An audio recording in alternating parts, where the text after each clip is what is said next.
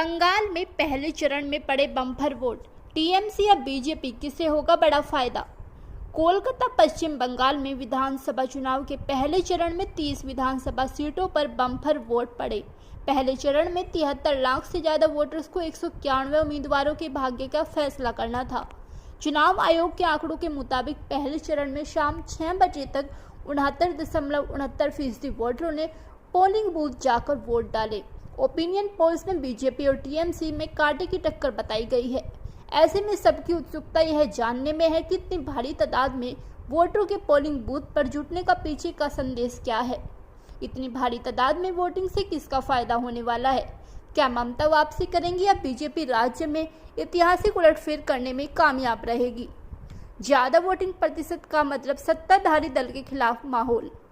दरअसल आमतौर पर ज्यादा वोटिंग परसेंटेज को सीधे तौर पर सत्ताधारी पार्टी के खिलाफ जनमत के तौर पर देखा जाता है। कई बार यह थ्योरी सही भी साबित हुई है। हालांकि बंगाल के मामले में यह थ्योरी फिट नहीं बैठती और कई बार गलत साबित हुई है।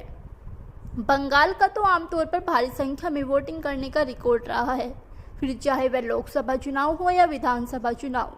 बात विधानसभा चुनाव की करें तो साल 1996 में बंगाल ने 82.91% वोटिंग हुई थी, मगर नतीजा सत्ताधारी सीपीएम के पक्ष में ही रहा था।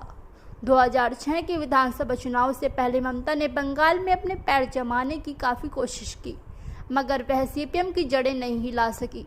उस साल विधानसभा चुनाव में 81.92% वोटिंग हुई और फायदा सीपीएम को ही हुआ था। ममता ने पहले भी इस थ्योरी को गलत साबित किया, मगर इस बार चुनौती अलग होगी। साल 2011 में ममता ने वाम मोर्चे की 34 साल पुरानी सत्ता को उखाड़ फेंका और पश्चिम बंगाल के मुख्यमंत्री पद पर काबिज हुई। 2016 में उनके खिलाफ काफ़ी माहौल बनाया गया। राज्य में 83.7% वोटिंग हुई, मगर यह इस बार भी सत्ताधारी दल के पक्ष में रही।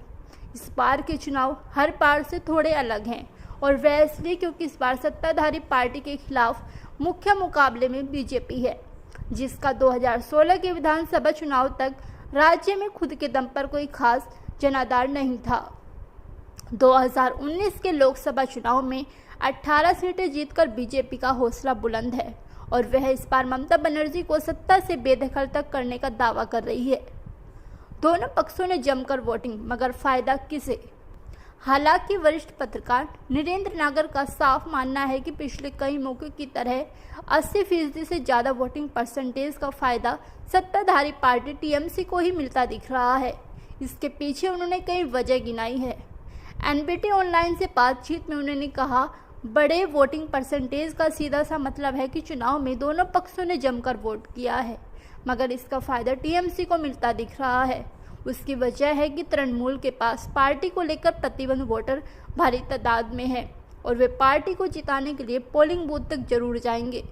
जो कुछ टीएमसी से नाराज भी होंगे वे भी निश्चित तौर पर पोलिंग बूथ तक तो आए ही हैं, क्योंकि अगर ऐसा ना होता तो मतदान प्रतिशत काफ़ी नीचे जाता और उस दशा में टीएमसी को सीधा नुकसान होता। महिलाओं की चुप्पी में छिपा टीएमसी की जीत का रहस्य।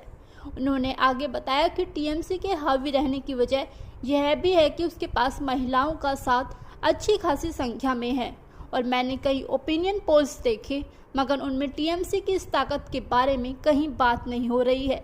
ग्रामीण महिलाओं और ऐसे ही साइलेंट वोटर्स की राय को जाने बिना बंगाल चुनाव के नतीजों का अंदाजा तो नहीं लगाया जा सकता है।